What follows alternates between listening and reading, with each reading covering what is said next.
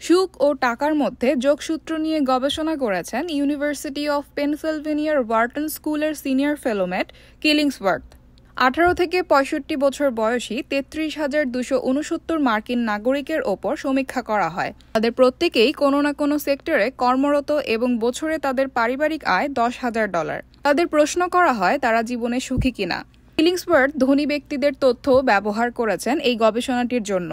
এই সমীক্ষা থেকেই জানা গিয়েছে যাদের আয় বেশি তারা নিম্ন আয়ের মানুষদের থেকে অনেক বেশি সুখী। কিলিংসওয়ার্থ জানিয়েছেন ধনী ও কম রোজগারের ব্যক্তিদের মধ্যে সুখের সামগ্রিক পার্থক্য রয়েছে এবং পার্থক্যটাও বেশ চোখে পড়ার মতো।